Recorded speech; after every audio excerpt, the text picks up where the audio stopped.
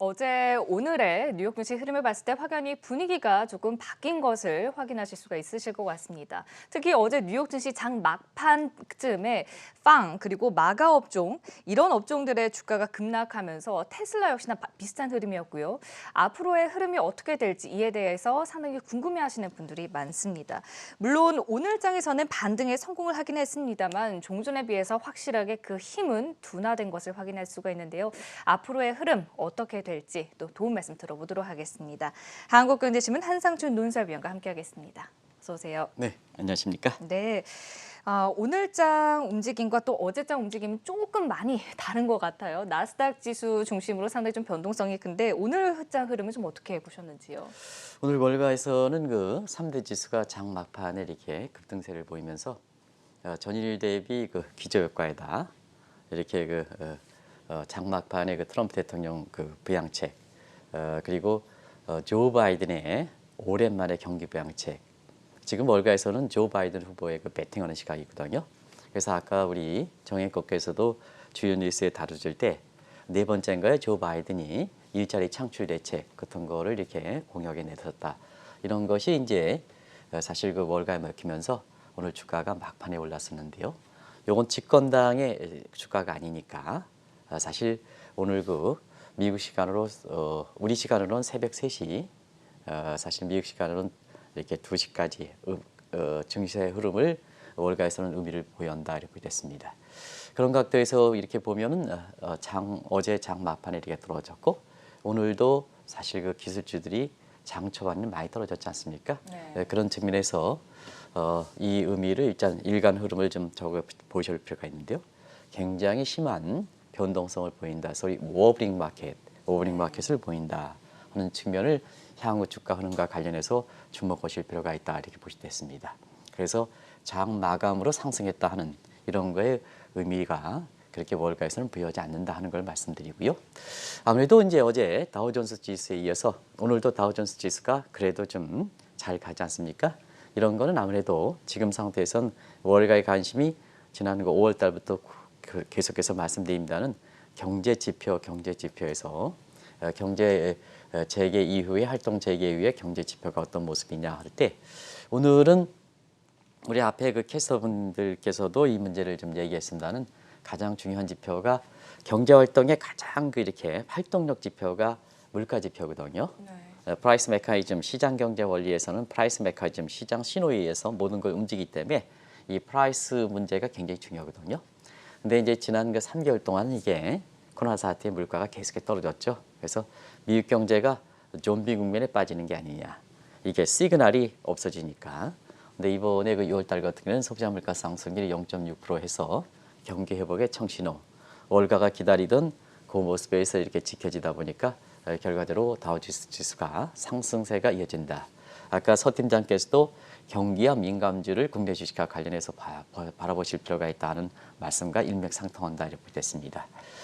그렇지만은 어제 장마판에 프레시 크래시 현상이 발생했던 나스닥 같은 경우는 오늘 그 장중 내내도 계속해서 장 초반부터 폭락세를 보이다가 마지막에 이렇게 올라가다 보니까 전형적인 워버링 마켓 변동성이 아주 심한 장세를 보이고 있다. 이의 흐름은 어떻게 될 것이냐 하는 것이 지금 그동안 3대 지수를 나스닥 지수가 이끌어왔고 우리 입장에서는 국내 투자 입장에서는 슈퍼스탁이라 해서 테슬라, 마가 업종, 그다음에 빵주 같은 이런 업종이 사실 경우에 따라서는 국내 주식보다 우리나라의 그 동학개미들이 최근에는 많이 사기 때문에 이 나스닥이 앞으로 어떻게 될 것이냐. 저 아기가 아장아장 걸어가는 저 모습 오버링 마켓에 쓰러질 것이냐.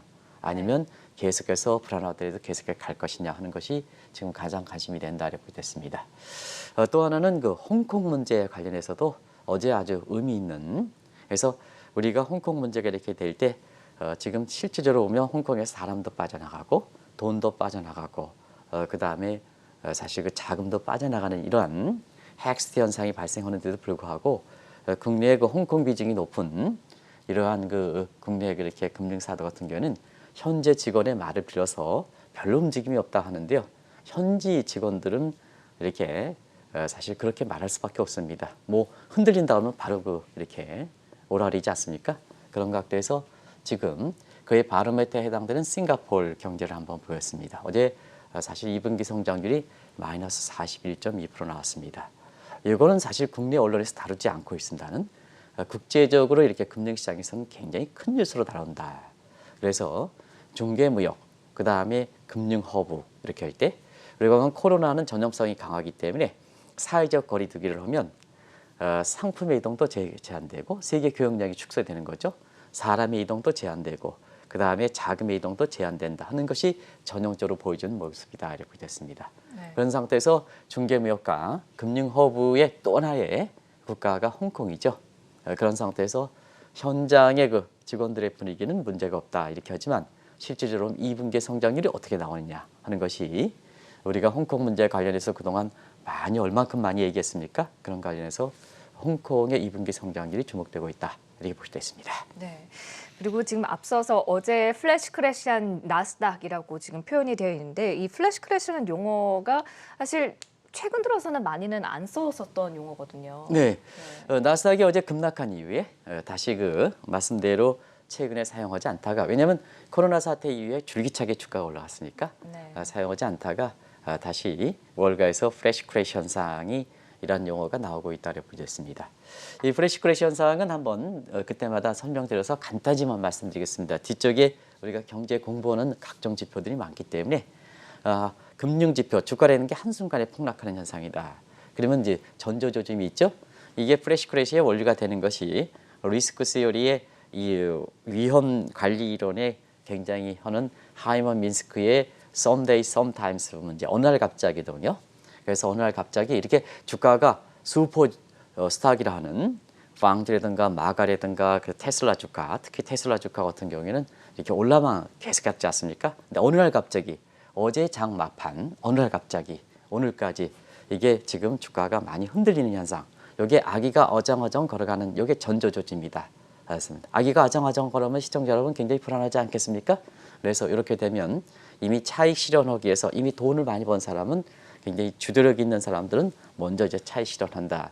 그것이 아마 지난 6월 말이었던 게 아닌가 생각합니다. 지난 6월 말 이미 큰 손들은 지난 5월 말에 이미 이 차익을 실현하는 이런 단계에서 사실상 그때 당시에 이렇게 고가가 이렇게 있을 때 차익 실현하지 못했던 사람들은 자꾸 이제 이렇게 변동성이 심하니까 더 불안감을 느끼겠죠. 그러면 뭐냐? 그에 덤핑 현상이 발생한다. 덤핑이 발생하니까 주가가 플래시 크래시 현상이 발생한다. 이렇게 보시면 되겠습니다. 이런 현상은 비단 사실 그 이번만이 아니고 금융위기에 돈이 많이 풀고 코로나 사태에 돈이 더 많이 풀리다 보니까 우리가 보면 경기라든가 그다음에 그 기업들의 실적이 반영하는 게 주가다 하는데요. 금융이 돈이 많고 그다음에 경기라든가 기업들 실적이 쩌르지 않은 상태에서 이 주가를 어떻게 볼 것이냐 하는 이 측면에서 불안하면 떨어지고 그다음에 한계 군집 현상이 되면 더 올라가고 종전의 이론으로 설명할 수 없는 뉴노멀적인 그 이렇게 주가죠. 그런 각도에서 그때그때의 이렇게 심리 상태라든가 이런 거에 따라서 어떤 쪽으로 먹히냐에 따라서 우리가 올해 코로나 사태 이후에도 계속해서 이 코로나가 실질적으로 보면은 여러 가지 나중에 말씀드리겠습니다는 굉장히 종전에 볼 수 없던 새로운 현상이다 보니까 그 불안감이 증폭될 때는 다우도 한때는 3,000포인트 하루에 떨어지기도 했죠. 그래서 이와 같은 현상이 비일비재하게 발생한다 이렇게 볼 수 있습니다. 네. 역사적으로 살펴봤을 때 어제처럼 나스닥 지수가 사상 최고치를 보이다가 급락하는 이런 사례도 있었습니까? 있었죠. 왜냐하면 우리가 보면 1990년대 지금은 4차 산업혁명이라 하지만 그때 당시에는 인터넷을 중심으로 해서 벤처다 이렇게 해서 3차 산업혁명이었죠. 그것이 1990년대 빌 클린턴 정부 시절에 나왔던 문제다 이렇게 됐습니다. 그래서 1990년대에는요 정말로 있잖아요. 벤처라든가 그 다음에 IT라든가 붙였으면 그냥 실적이 없더라도 그냥 쭉 지금 모습과 한번 생각해 보시기 바랍니다. 쭉 올라갔습니다. 개인적으로 이 얘기를 좀 말씀을 드릴까 이렇게 하다가 아까 그 방송을 총괄하는 이런 그 한수당 국장에서 한번 생각해 보십시오 이렇게 얘기를 했는데요. 오늘은 저 개인적으로도 그때 당시에 친구 회사에서 이칼로스의 이 무슨 사장이 그때 당시에 이렇게 초기에 그 투자에다 해가지고 제가 투자한 적이 있습니다. 네. 그래서 그때 15,000주를 갖고 있었는데요. 이게 한 주당 40만 원이 갔습니다. 굉장히 좋은 회사인데요. 그러다 보니까 제가 한때는요 꿈에 부풀었지 않습니까? 15,000에 40만 원이면 60억이지 않습니까? 그때 당시에. 네. 근데 그때의 그 기술 담당하시는 사람이 이렇게 그 다른 데를 가셔가지고요 상장되기 전에 주가가 종이 조각이 된 적이 있거든요. 그래서 그게 바로 2010년대의 모습이었어요. 2000년의 모습이었습니다. 그래서 이와 비슷하게 어제 것처럼 장중에 사상 최고치를 기록하다가 주가가 급락한 적이 그때 흐름이 2010년의 3월 7일 날 이때 이제 있었는데요. 2000년 3월 7일이죠. 오늘 그 자막이 조금 2000년 3월 7일인데요. 이때 당시에도 이렇게 버블이 붕괴되면서 사실 이렇게 아시겠습니다는 그 위에 이렇게 나컴이라고 이렇게 통칭하는 주가가 75% 급락했다. 75%입니다. 저희처럼 휴지 조각이 된 것도 있고 급락했다 이렇게 보게 됐습니다. 그러다 보니까 어제 사실 어제 장중 나스닥 지수가 사상 최고치를 기록했죠. 장 막판에 주가가 떨어졌죠. 그렇죠. 오늘 장 초반에 주가가 많이 떨어졌죠. 이와 비슷한 현상에서 월가에서는 그때 당시에 비유되는 시각이 나오고 있다 이렇게 보게 되는데요. 자, 차이점은 있습니다. 차이점은 왜 그러냐면 그때는 닷컴, 인터넷, 벤처면 모든 주가가 올라갔다. 그러다 보니까 떨어지면 동시다발적으로 떨어진다. 그래서 나스닥 지수가 75% 붕괴된다. 이렇게 이제 나오게 됐죠. 근데 이번 같은 경우에는 어떠냐 하면 이번 같은 누누이 말씀드리는 슈퍼스타에 해당되는 소위 미국의 증시에서 시가총액이 5개에 해당되는 것이 더 집중하는 현상이 발생하죠. 그게 이제 우리가 보면 국내에서 보면 테슬라 주가라든가 마가라든가 빵주라든가 이런 표현을 쓰는 거죠. 그래서 특정 업종을 중심으로 해서 이렇게 주가가 올라갔던 측면이 그때와는 다르다. 그러면 이거를 어떻게 해석해야 되느냐? 더 위험할 수도 있죠. 더 위험할 수도. 근데 또 더 좋은 기회가 될 수가 있죠. 왜 그러냐면 자 이런 시가총액에서 차는 슈퍼스타에게 이렇게 실적이 받쳐줄 때 같은 경우는 더 좋은 모습이 되겠죠. 그런데 네. 사실상 실적이 받쳐주지 못할 때는 더 위험하게 되는 거죠.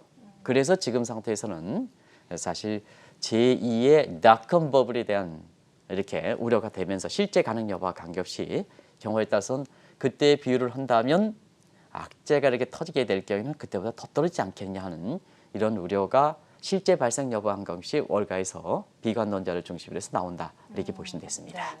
그렇다면 그 2000년대에 일어났던 이 닷컴 버블 당시 상황과 현재는 어떻게 다른 건가요? 앞서 말씀드린 같이 결과적으로는 이렇게 그때 당시의 차이점과 그 다음에 유사한 점을 이렇게 비교해 보면 왜 이러한 우려가 나올 것인가, 그러면 앞으로 어떻게 될 것인가 하는 측면이 그때 환경 변화랑 지금까지 이렇게 지금의 환경 변화랑 이렇게 보면 되겠죠. 그래서 상황은 아마 잠시 조금 전에 설명드렸고요. 결과적으로 이렇게 버블이냐 뭐냐 했을 때 이때 평가 지표가 굉장히 중요하다는 얘기입니다. 평가 지표. 두 번째는 사실 최후에 이렇게 버블에 대해서 불안감이 증폭될 때 이렇게 할 땐 최후에 누가 책임을 져주느냐 하는 측면이거든요. 근데 그때 당시에는 비교적 핸들링하기가 좋았죠. 왜냐하면 금융위기로부터 돈을 푼다 이렇게 해서 사실 1990년대 아시아 위안 얘기라든가 이런 게 했고 러시아 모라토리엄 사건이 발생하긴 했지만 자 페드 입장에선 그때 당시에 그렇게 돈을 푼 상태는 아니거든요. 미국의 위기가 아니니까. 그래서 금융과 실물 사이드가 통제가 가능했다는 얘기입니다. 금융이 돈이 많이 풀리지 않았다는 얘기입니다. 그런 상태에서 2004년에 앨런 그린스펀이 세계경제 대통령이다. 이렇게 표현할 만큼 앨런 그린스펀의 신화가 여기서 나타났죠. 그래서 2000년 들어서 닷컴 버블 붕괴되고 9/11 사건에서 추가적으로 될 때 앨런 그린스펀이 사실 금리를 인하해서 이걸 잡혔죠. 그때는 이제 금융과 실물사가 괴리가 발생하지 않다 보니까 금리만 인하하면 곧바로 주가 회복, 경기 회복 이렇게 나타났죠. 그래서 이 그린스펀의 신화가 나타났고 그린스펀이 미국의 대통령보다 더 힘이 영향력이 높은 세계경제 대통령의 그린스펀 이렇게 이제 얘기가 나왔던 거죠. 근데 이제 지금 한번 상황을 다시 한번 보겠습니다. 지금 상황을 보면 자 2020년 지금과 비슷한 사건에서 보면 지금 앞서 말씀드린 차별화를 넘어서 집중화 현상이 발생한다 이렇게 했죠. 이게 위기가 될 수 있고 기회가 될 수 있다. 그럼 한번 보겠습니다. 위기와 기회를 한번 같이 따져보겠습니다. 종전의 이렇게 지표 PR이라든가 PBR 같은 지표 나중에 설명드리겠습니다. 이 지표는 누가 설명할 수 없죠. 이거 가지고 설명 없을 정도로 저 위에 속해 있는 잠재 가치가 높은 테슬라라든가 빵주라든가 마그 업종은 경우에 따라서 100배까지 이렇게 올라간 상태 아니겠습니까? 이런 거 보면 그때 당시와 비슷하게 버블이 붕괴되는, 그래서 제2의 닷컴 버블에 대한 우려가 나오겠죠. 근데 새로운 지표, 그때 환경에 비해서 새로운 환경이니까 PPR 지표, 장중에도 우리가 방송 중에도 오늘 그 간혹적으로 말씀드렸고 한국의 자본시장연구원에서 이 지표를 좀 얘기를 최근에 좀 많이 꺼내고 있는데요. 우리가 한국경제TV를 통해서 뭘가해서 새로운 지표다 해서 PPR 지표라고 이렇게 나왔습니다. 이 지표는 저평가로 나오거든요. 새로운 지표로 보면. 그리고 최근에는 코로나 사태 이후에 PDI 지표라고 있습니다. 새로운 용어인데 이건 설명드리겠습니다. 이런 지표를 보면 아직도 아직도 계속해서 저평가액이니까 주가가 갈 수가 있다는 얘기죠. 그리고 자, 2004년, 2000년 들어서 PER, PBR을 보면 100배 이렇게 되니까 당연히 제2의 닷컴 버블인데 새로운 지표 PPR이라든가 PDR 지표를 보면 저평가니까 앞으로 주가가 더 올라갈 수 있는 거죠. 그래서 우리가 소위 얘기하는 아리까리라는 국면이 여기에 이제 시장에 열어서 워빙 마켓, 아기가 아장아장 불안하게 걸어가는 거고 우리가 거시경제에서 보면 균형 성장률과 실제 성장률과 이렇게 적정 성장률의 칼라리를 갈 때 헤럴드 너마의 나이프 에지 시어리라는 게 있거든요. 미끄러지면 어떻게 했습니까? 미끄러지면 작두에서 미끄러지면 아주 상처가 크거든요. 그런 상황이 비교되는 것이 지금 소위 슈퍼스탁이다. 최근의 모습이. 올해 그 3월 말만 하더라도 3월 중순만 하더라도 슈퍼스탁에 대해서 누구보다도 주가가 올라간다 얘기했지만 지금 주가가 올라간 상태에서 슈퍼스탁 그 주식뿐이 없습니다. 이렇게 얘기하면 안 된다 하는 얘기입니다. 지금은 아주 칼라리를 겪고 있는 거다. 칼라리를 잘 조건이 맞아서 올라가면 더 올라가는 거고 그다음에 칼라리에서 미끄러지면 굉장히 큰 상처가 난다. 여기에 월가의 지금 분위기다 이렇게 보겠습니다. 네. 그렇다면 지금 방금 말씀해 주신 지표들과 더불어 뭐 PPR, PDR 말씀해 주셨고 요즘 국내 증권사들은 또 PSR을 많이 언급하더라고요. 네, 그렇습니다. 네. 이 PSR을 국내 증권사가 많이 하는데 이것도 잘못된 지표다 하는 걸 말씀드리겠습니다. 왜냐하면 PER이라든가 PBR이라든가 종전의 주가 평가 지표를 보면 지금의 테슬라라든가 한국의 네이버라든가 이런 쪽 있잖아요. 카카오 이런 것이 설명할 수 없으니까 지금 매출액 대비해서 PSR인데 이것도 잘못된 지표다 하는 걸 말씀드리겠습니다. 그래서 새로운 지표가 이렇게 설명하기 위해서 종전의 지표를 한번 보겠습니다. 시청자 여러분, 이건 간단히 넘어가겠습니다. 전통적으로 주가의 평가 지표, 이게 네 가지 많이 쓰이죠. 그래서 금융사 CEO 입장에서 아직도 PER 따지고 PBR 따지고 ROE 따지고 ROA 따지는 사람은 그 사람 믿지 말라 하는 얘기를 말씀드리겠습니다. 그 종전의 것처럼 금융과 실물의 괴리 현상이 많이 발생하기 때문에 공부 안 하시는 CEO다. 공부 안 하시는 증권사 CEO다 하는 것을 시청자분이 보시겠습니다. 미국에서는 PER이라든가 PBR이라든가 ROE라든가 이런 거 따지지 않는다. 한번 보겠습니다. 왜 따지지 않느냐 하는 것을 의미를 보는데요. 요거는 시청자분이 잘 아실 거로 봅니다. 그래서 요즘 많이 따지는 게 PER, PBR이죠. 그래서 우리가 한국경제TV를 통해서는 금융 사이드가 실물에 비해서 월등히 크기 때문에 종전의 PER과 PBR로 따지는 사람, 또 기술적 지표, 과거에 이렇게 됐기 때문에 이번에도 이렇게 됩니다. 이런 차트 분석들, 이런 게 잘 맞지 않습니다. 근데 실질적으로는 잘 맞지 않았죠. 이런 각도고, 특히 이제 부동산에도 PER과 관련된 지표가 프라이스 인컴 레이쇼지 않습니까? 네. 그래서 강남 지역은 PIR로 보면 강남의 아파트 가격과 강남의 소득 수준 보면 이렇게 고평가되고 예를 들어서 저 지방에 제가 살고 있는 고향도 좀 올라가긴 했습니다. 고향 이렇게 보면 PR을 보면 강남에 비해서 낮죠. 그러면 전통적으로 보면 자 PER 주식시장에서 PR이 낮은 고향 이렇게 시에 아파트 가격을 사라. 그리고 고평가되어 있던 강남 아파트를 팔아야 되느냐 이렇게 해서 추천이 나오는 거죠. 근데 이제 최근에 보면은 자 증강현실 시대이기 때문에 돈이 많이 흐르지 않습니까? 그래서 고양시가 PIR로 보면은 저평가돼 있고 그다음에 강남이 PIR로 보면 고평가돼 있으면 전통적으로면 강남 팔고 그다음에 고양시 사야 되겠습니다는 지금 모든 것이 보이기 때문에 고양 1% 올라가 강남 아무리 고평가 전통적 지표에서 고평가돼서 10% 올라가면 사람의 심리가 어떠냐? 사람의 심리가 강남 쪽으로 돈을 쏠리게 된다. 이렇게 해서 우리 김현부 장관 요즘 이렇게 부동산 대책 이렇게 내놓으시기 위해서 애쓰시고 있습니다는 어제도 또 수도권의 강남역의 주택 공급은 충분하다 이렇게 말씀하셔가지고 굉장히 이상한 얘기를 합니다는 지금의 현상이 많이 바뀌었다는 거를 말씀드리겠습니다. 그렇거든요. 그래서 그런 쪽에 새로운 환경을 어느 경제정책이라는 건 사회 정책이기 때문에 환경이 변하면 그 환경에 맞게끔 부동산 대책이 나와야 이게 효과를 보고 시장에서 신뢰가 오는 거 아니겠습니까? 그런 측면에서 좀 많은 시사점을 던져주는 게 오늘 일이다. 그러면 이제 새로운 지금의 환경에서 주식시장을 볼 때 어떤 지표를 갖고 있느냐 하는 것을 보겠습니다. 최근에 국내 증권사가 많이 쓰지만 잘 맞지 않는 게 Price Sales Ratio. 이거는 PER과 PBR 전통적인 주가 평가 지표가 이렇게 설명할 수 없으니까 도저히 설명할 수 없으니까 매출액 대비해서 이렇게 주가를 따지는데요. 이건 뭘까 해서 사실상 이 지표는 이렇게 사용하지 않는다 하는 걸 말씀드리겠습니다. 그래서 자본시장연구원에서 이렇게 내놓은 국내 그 증권사의 자본시장은 우리도 이제 일전에도 이제 말씀드렸습니다. PPR 개념. 요 PPR 개념은요. 주가 나누기 무형자산입니다. 똑같죠? 무형자산 가치가 높아지면 사실 PPR이 낮아지니까 저평가 문제가 주식이 저평가 문제가 되겠죠. 그래서 PPR이 낮아지면 사실 그 주가가 저평가되어 있다. 그래서 주가가 올라가는 지표다 이렇게 보실 때 있고요.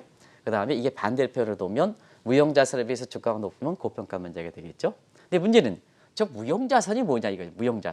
무형자산 없을 문제, 형태가 없다는 얘기죠. 그게 지금의 사실 현상을 정확하게 설명하는 내용이 아닌가 이렇게 이제 보고 있고요. 또 한 가지는 최근에 보면 자 Price to Dream Ratio라고 있습니다. 네. 요 Price to Dream Ratio 이렇게 해서 여기에 PDR 지표다 하는데요. 주가 나누기 꿈, 드림이다. 요게 이제 최근에 월가에서 주목되는 지표거든요. PDR 지표. 그래서 뭐냐? 꿈이 미래에 대해서 지금의 주가라든가 경기가 이렇게 실적이 없더라도 미래에 뭐냐? 테슬라가 미래에 꿈이 부풀어진다. 거기에 대해서 사실상 실현 가능성이 높다고 꿈에 대해서 실현될 가능성이 믿음이 있다면 돈이 몰려가는 거고 주가가 올라가는 거고. 그다음에 뭐냐? 그러다 보니까 자 주가 나누기 꿈 하면 아무리 테슬라 주가가 올라가더라도 꿈이 굉장히 실현될 가치가 높습니다 하면 저게 뭐냐 PDR이 낮죠. 그러면 저평가, 꿈에 비해서 저평가되는 거죠. 그러다 보니까 돈이 몰려가서 주가가 올라간다 이렇게 보실 때 있고요. 근데 만약에 이게 까꾸리 됐을 땐, 야 지금 테슬라 주가가 이렇게 되는데 저 테슬라 주가 과거에 테슬라의 회장인 머스크가 그렇게 신뢰가 없어 하면 이게 반대로 자 꿈에 의해서 주가가 올라갔으니까 떨어지면 화끈하게 떨어지는 거죠. 이게 무서운 거다 이렇게 됐습니다. 그래서 종전에 우리가 PR이라든가 하는 건 정상적으로 실물과 금융이 1대1이 될 때 이게 노멀 지표고 지금은 돈이 얼마나 풀렸습니까? 이해가 되지 못할 때는 돈의 가격에 해당되는 돈도 자원인데요. 돈의 가격이 마이너스가 떨어졌지 않습니까? 이런 데에선 정렬에 PER이든가 PBR 따지고 ROE 따지고 이렇게 하면 그 금융사 CEO들은 공부를 안 한 사람이다. 그 얘기는 듣지 말아라 이렇게 얘기하시는 겁니다. 올해 그 3월 말에도 우리가 코로나 이에서 보면 자 3월에 주가가 우리가 1,450 그다음에 다우존스 지수가 3만 가등 근접했던 것이 18,500 떨어졌을 때 그때 어떤 그 대학 교수가 경기가 안 좋다. 그다음에 기업들의 실적이 안 좋다. 주가가 더 폭락한다. 이렇게 해서 사실 1,000포인트 밑으로 폭락한다 하는데 그 주가가 뭐냐 이해될 수 없을 정도로 50% 급등했습니까? 한국만 올라갔습니까? 전 세계적으로 주가가 올라갔죠. 이런 모습이 지금의 환경이다. 이게 뉴노멀 환경이다 이렇게 보이겠습니다. 그래서 국내 그 자본시장 연구원에서 이렇게 종전의 그 평가 지표가 이렇게 맞지 않음에 따라서 제시하는 PPR 지표라든가 최근에 월가에서 상당히 많이 이렇게 농담거리를 비슷하게 얘기하는 PDR 지표 이런 것도 지금의 현상을 이해하는데 상당한 도움될 수 있는 지표가 아닌가 이렇게 보고 있습니다. 네, 특히 이 PDR 같은 경우는 뭐 니콜라라던가 테슬라 이런 종목들이 그렇습니다. 또 속하지 네네. 않을까 싶기도 한데 네네. 그렇다면 이런 코로나 이후에 새롭게 나온 주가 평가 지표들을 투자자들은 어떻게 해석을 해야 될까요? 네, 그러면 이제 지금 워밍 마켓을 보이는 것으로 이제 보이죠. 왜냐하면 자 종전의 관점에서 벗어나지 못했다. 예를 들어서 금융과 실물이 1대1 정도로 해서 금융이 실물의 기업 실적과 경기를 반영하는 이런 팔로링적인 측면이다 하면 자 지금은 그때는 평가 지표가 PER과 PBR이죠. 이건 아주 고평가돼요. 고평가 때 왕창 고평가됐죠. 그러다 보니까 어제 막판 후반서부터 오늘 초반까지 떨어지니까 자, 제2의 닷컴 버블들이 그대로 나오는 거죠. 그대로 나오는 거죠. 근데 자, 금융이 실물을 리드하는 이런 쪽에서 되다 보니까 PPR과 PDR 지표를 보면 미래의 테슬라의 주가라든가 테슬라의 잠재 가치가 높고 테슬라의 꿈이 실현될 가치가 높다 하면 지금 상태에서도 주가가 흔들리지만 앞으로 주가가 계속해서 올라갈 수 있다 하는 이런 결론이 되는 거죠. 그래서 최근에 보면 작년 9월 달에 이렇게 우리가 로버트 실러가 한국경제TV에서 한번 소개한 적이 있는데요. 네. 내러티브 이코노믹스의 해다 이렇게 해서 요 얘기를 여기 주목하실 필요가 있다 이렇게 얘기하는데요. 바로 같은 맥락에서 나오는 거다 이렇게 됐습니다. 네, 이 이야기 경제학 월가에서도 참 많이 언급이 되고 있는데 이게 정확하게 무엇을 말하는 것인지요? 작년에 미 예일대 교수죠 로버트 실러 교수는 그다음에 이제 월가에서도 와튼 스쿨의 제라미 스칼과 함께 시장의 생리와 전문적인 지식과 같이 이렇게 결부해서 아주 월가에서는 가장 그 신뢰성이 높으신 분이죠. 한국경제TV에서도 이 로버트 실러를 초빙을 해서 국제금융 컨퍼런스를 열은 적이 있습니다는 사실상 그렇습니다. 작년 9월 달에 내러티브 이코노믹 우리나라 국내에서는 이야기 경제학으로 이렇게 번역돼서 나오긴 했는데요. 이게 뭐냐면 자, 너무 과거처럼 PER, PBR 같은 계량 지표에 의존하지 말아라. 경제학자들이요. 이제는 뭐냐? 너무 데이터에 분석하고 차트나 분석해 싸고 그다음에 뭐냐면 계량적 지표에 너무 모델링에 의존하지 말아라. 지금은 환경이 바뀌었지 않았냐. 지금은 뭐냐? 돈이 많이 풀렸다. 돈의 흐름은 조금만 생리가 돈 이익금은 몰려가는 속성을 갖고 있다. 군집적인 속성을 갖고 있다. 그리고 10년 전에 대비해서는 지금은 다 핸드폰에서 보장돼 있다. 소셜 네트워크 보장돼 있다. 그럼 한번 보겠습니다. 특정 사건이 있다. 종전에 보면 계량 지표라든가 뭔가 이해할 수 없다. 근데 이것이 이제 스토리텔링에서 그럴싸하게 이게 포장되는 거죠. 그러면 이제 소셜 네트워크를 전파합니다. 그러다 보니까 그것이 호재면 주가가 지금처럼 테슬라 주가가 올라가는 거고 그 반대일 때는 주가가 폭락하는 이런 현상이 이렇게 됐습니다. 그러면 코로나 사태 이후에 2월 중순에 3월 중순까지 코로나 사태 이후에 한번 보겠습니다. 자, 코로나 사태 전대미불었죠. 그래서 뭐냐? 이거 루비니 교수 같은 세계적 석학들은 뭐냐? 그레이터 디프레이션. 종전에 볼 수 없었던 이런 게 대공보다 더 어렵다 해서 이런 것이 뭐냐? 불안하니까 그게 소셜 네트워크를 타서 그럴듯하게 포장이 돼가지고 전파하다 보니까 주가가 다우존스가 3만 근접했던 것이 18,500을 수주로 떨어졌죠. 반토막 됐죠. 한국 코스피 2,200 가다가 1,450으로 수주로 떨어졌죠. 이렇게 되는 현상이죠. 이런 현상이 된다 이렇게 됐습니다. 결과적으로 보면 지금은 뭐냐? 경제학이 순수의 주류 경제학에서 벗어나서 데이터 분석, 그다음에 데이터를 통해서 계량 분석, 그다음에 PER이든가 PBR 같은 이런 주가의 평가 지표 이런 지표를 떠나서 지금은 경제학의 심리도 들어가 있고 그다음에 여러 가지 철학도 들어가고 이런 거 있잖아요. 행동주의 경제학이라죠. 행동주의 경제학. 우리가 행동주의 헤지펀드와 마찬가지로 행동주의 경제학에서 주식과 경제는 심리다. 이런 쪽에 얘기지 않습니까? 그래서 이런 것을 단적으로 보여주는 것이 최근에 슈퍼스탁의 PER과 PBR이 고평가됐지만 굉장히 주가가 올라가는 이런 현상이 바로 그렇다. 그러면 이제 여기서 한번 보겠습니다. 다음 보겠습니다. 네. 다음 보를 보면 최근의 사태를 한번 보겠습니다. 자, 지금 이렇게 워브링 마켓 어제부터 흔들리지만 이게 월가에서 보면 조심스럽게 제2의 닷컴 버블이 붕괴 우려가 나왔던 상황. 그때는요 개인 투자가 75% 폭락했으니까 얼마큼 스티그마 이펙트가 있습니까? 그러면 그렇게 나스닥 지수가 실제 발생 여부와 관계없이 흔들리게 되면 바로 곧바로 제2의 닷컴 버블 이 우려가 나오는 거거든요. 그러면 이제 이 우려가 왜 이렇게 가능성이 없다 이렇게 얘기해 그게 무시하면 안 된다는 의미입니다.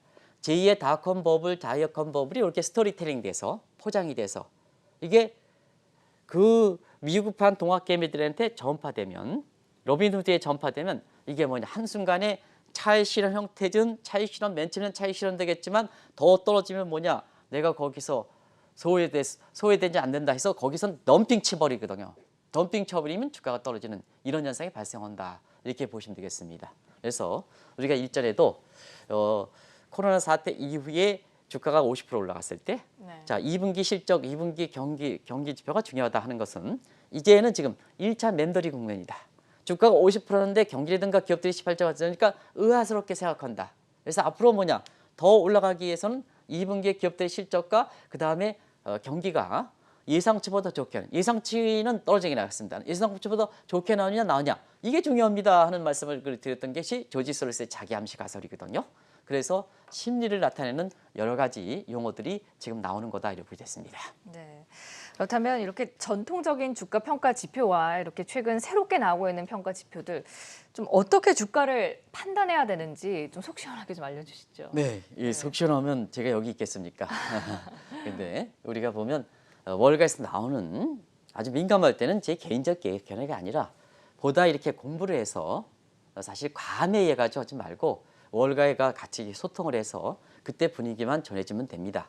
저는 뭐 그렇게 세계적 석학도 아니고 다만 이제 부지런해서 이런 아리까리 움직임이 나타났을 때 사실 그 월가에 직접 통화해서 그냥 제 견해 없이 액면 그대로 현재의 분위기를 전해준다. 이렇게 이제 보시면 되겠습니다. 그런 과정에서 지금 기술주라든가 뭔가 이런 측면에서 자 PER 그다음에 PBR로 따지면 고평가 폭락의 제2닷컴 버블이 나오는 거고 그다음에 새로운 지표로 보면 PPR이라든가 PDR 꿈의 지표를 이렇게 본다면 앞으로 또 상승 가능성이 있죠. 그런 측면에서 지금은 조지 소로스의 자기 암시 가설로면 1차 맨더리 국면이다. 어느 쪽으로 흐를 것이냐 하는 측면에서는 가장 관건이 되는 것이 역시 이번 주부터 발표되는 2분기 실적 그다음에 이렇게 내일부터 발표되는 중국의 2분기 성장률과 함께 이달 말에 발표되는 미국의 경제 성장률 이런 것이 사실 주목되는 상황이다 이렇게 됐습니다. 이것이 그렇다. 근데 예상치는 안 좋죠. 뭐 예상치 누누이 말씀드리고 이거는 뭐 삼척동자가 다 알죠. 근데 중요한 것은 뭐냐? 항상 정액국에서 말씀해 주신 지금에는 예상치는 나쁘다. 근데 발표치가 좋으느냐? 발표치가 좋으니까 나스닥이라든가 이런 다우존스 지수라든가 이런 게 주가가 안 떨어지는 배경이 되죠. 그래서 우리가 중요하면 자 기업 실적 그다음에 경제 성장률 같은 것이 예상치는 나쁘더라도 실제 발표치가 좋으면 소위 서프라이즈 돼서 주식은 버틴다. 근데 그 반대의 경우에서는 제2의 닷컴은 미끄러진다. 작두에 거는 지금 잘 여러 가지 조건상에서 작두에 그렇게 미래에 대해서 꿈이 있지 않습니까? 미래에 대해서 작두에 타는 그 우당의 무당이 이게 미래에 대해서 뭐냐 꿈이 있으면 그 흥이 나니까 칼날 위에 칼이 무섭다 하더라도 다치지 않지 않습니까? 그렇지 않습니까? 근데 예를 들어서 이렇게 해서 미래에 대해서 이렇게 뭐 흥이 없다, 잘 그렇게 뭐 나타나지 않는다, 뭐를 이렇게 주문을 해도 나타나지 않는다면 실망스러우니까 뭐냐 그냥 무거움을 느끼죠. 무거움을 작두에서 떨어지게 되면 큰 상처가 되지 않습니까? 그런가 마찬가지로 그 반대의 경우. 자 예상치는 나빴는데 앞으로 좋다 하면 서프라이즈에서 지금 작두에서 계속 타겠지만 근데 미래에 예상치는 나쁜데 실적치도 더 나쁘다. 근데 꿈에서 뭐냐 주문을 했는데 그게 나타나지 않는다 하니까 미끄러지는 거죠.